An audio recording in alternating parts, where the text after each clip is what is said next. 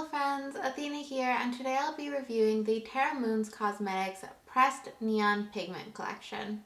This is a collection of 14 pressed pigments that typically retail for $6 a piece when you get them in the 26mm pans. However, you can often get them cheaper throughout the year. Terra Moons Cosmetics has some pretty phenomenal sales.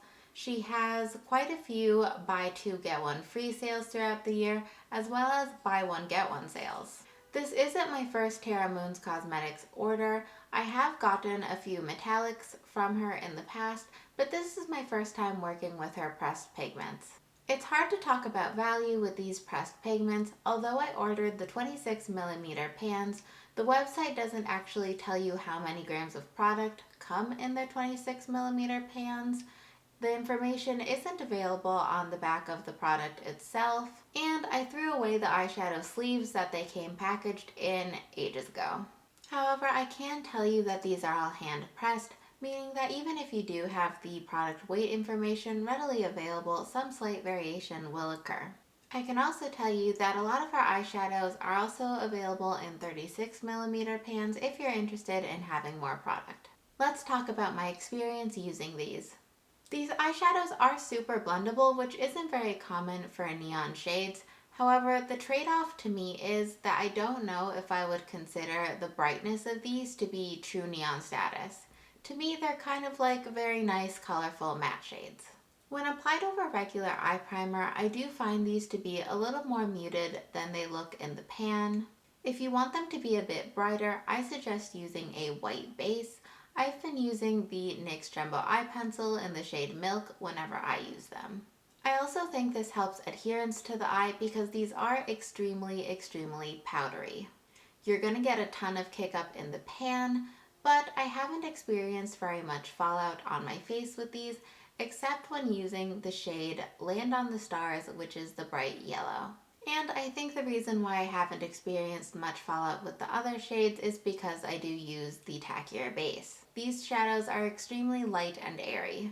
I have no pigmentation problems with them, except that they are a bit muted to be neons for me.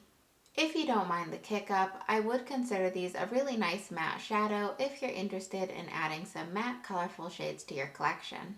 In terms of color selection, I don't feel like every shade in the red to orange spectrum was necessary.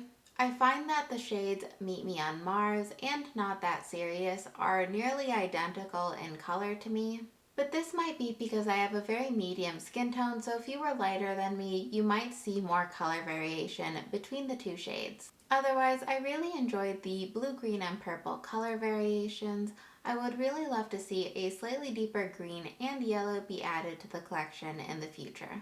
Next, we're going to take a look at some swatches. I'm going to finger swatch on bare skin. However, I will brush swatch on a white base for you, just so you get the most out of the colors. I'm also going to show you these under blacklight and maybe make some comparisons with some neons that I do consider to be true neons, just so you can see the difference in pigmentation and brightness.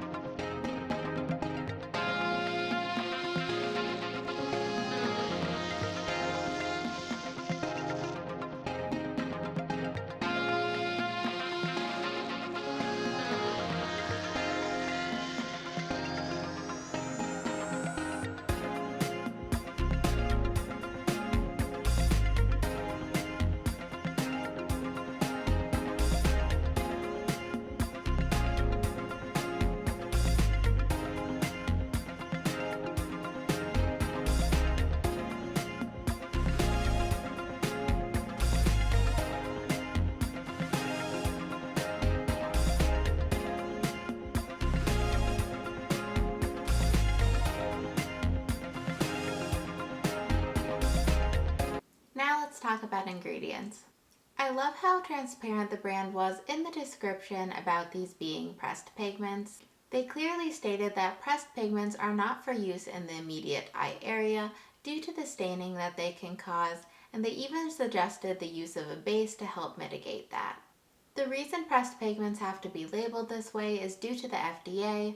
A lot of the dyes used to color pressed pigments are actually approved in the European Union. Terra Moons actually has a page dedicated to the ingredients.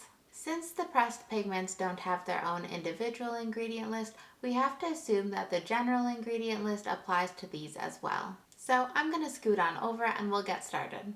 I wouldn't assume that these pressed pigments are vegan. The may contain section does include carmine, which is derived from the cochineal beetle. They do all seem to be cruelty-free though. These pressed pigments have a mica base, which is great for layering colorants on top of. We also have bulking agents and more neutral white colorants seen throughout, such as calcium carbonate, kaolin clay, and zinc oxide. The viscosity controlling ingredients, which help control a formula's texture, include zinc stearate, magnesium myrostate, silica, boron nitride, and nylon 12. The hydrogenated polyisobutene doubles as a viscosity controlling ingredient as well as an emollient, which leads us to the emollients in the formula.